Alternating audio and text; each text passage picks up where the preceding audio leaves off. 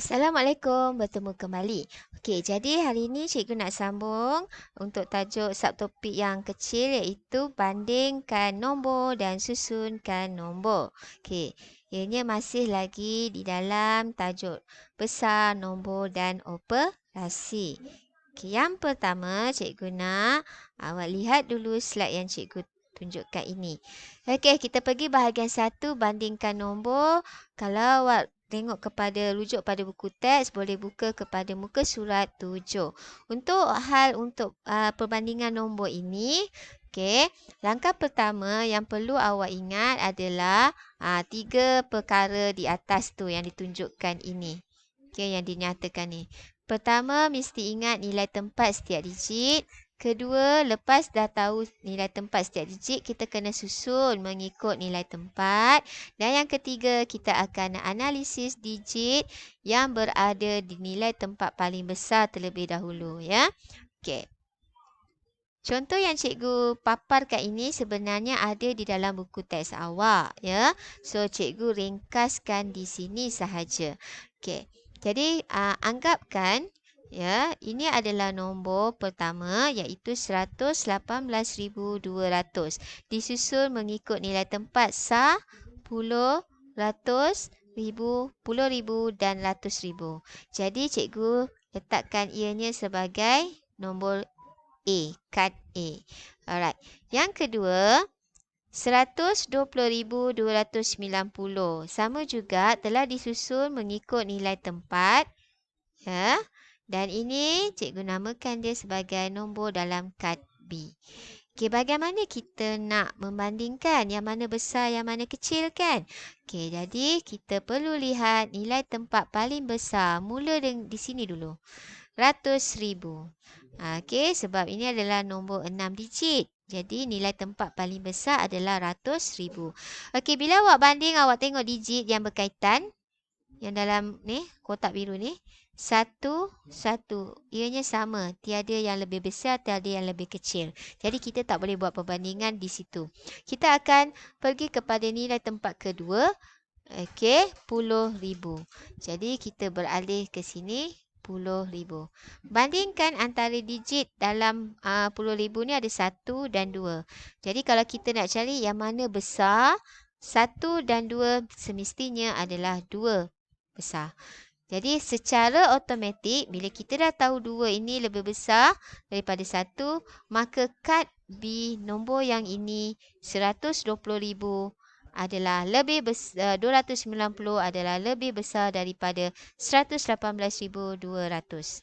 Okey, atau kamu boleh tulis dalam bentuk di sini. Ini kita panggil simbol. Okey, tulis dulu nombor yang besar di hadapan. Kemudian simbol dia mesti bahagian depan ni, muncul depan ni mestilah besar. Ya, lebih besar. Okey, daripada 118,200.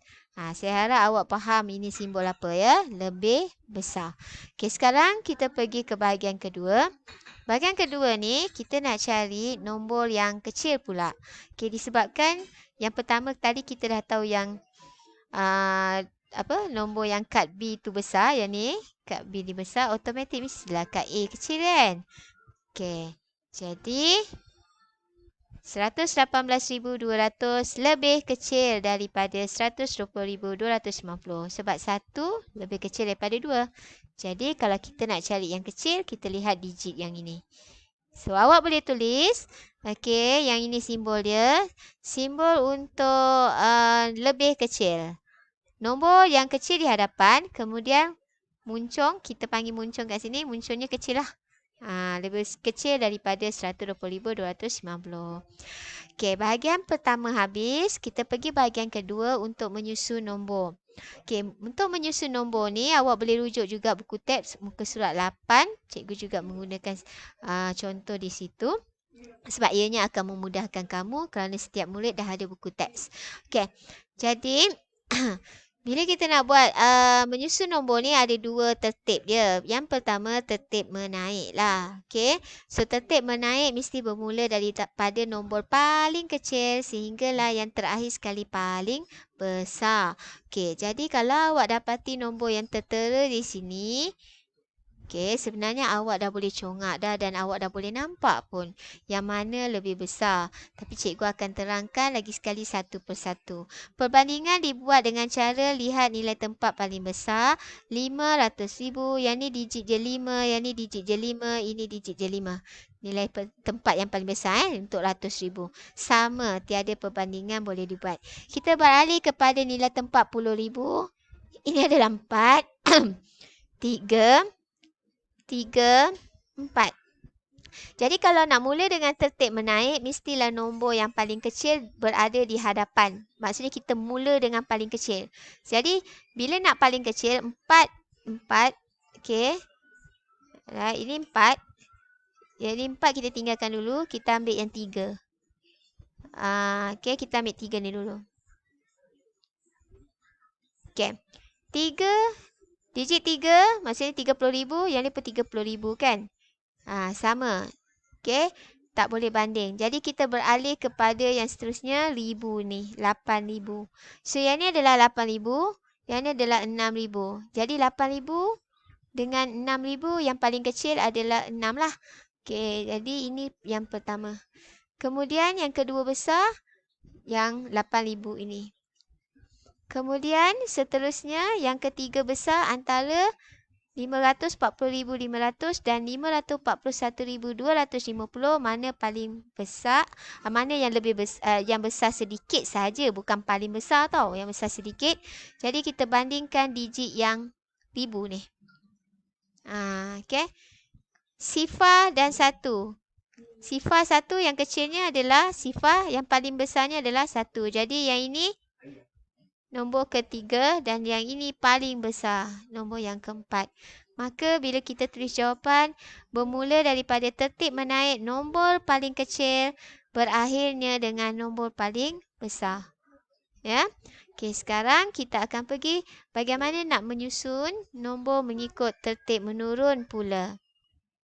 Okey, kita pergi kepada bahagian tertib menurun. Okey. Okey, tak apalah, abaikan yang ini. Ada huruf kecil, ada huruf besar. Okey, minta maaf lah ya. Okey, jadi sekarang ni kita pergi kepada yang tertib menurun. Kalau tertib menurun, bermaksud kita mestilah mula dengan paling besar dan berakhir dengan paling kecil.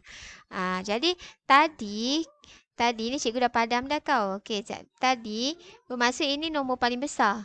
Sebab 500, yang ni 540,500 ni dibandingkan dengan 541,250, yang paling besarnya adalah yang ini. Okey, sebab bila kita buat perbandingan, 100,000 sama 5, 10,000 pun sama 4. Yang ini sifar dan yang ini 1. Kita tak boleh bandingkan dengan yang 30,000 ni. Sebab 30,000 ni dah dianggap berada di tengah-tengah. Okey, kita cari dulu yang paling besar sebab menurun mesti dengan yang paling besar. Jadi kita bandingkan 40,000 dan 41,000. Maka di situ kita dapati bahawa 41,000 ni mesti ditulis dahulu sebab paling besar. Kedua besarnya adalah sebab dia sifar, yang ni 1 kan. Ini kedua besar.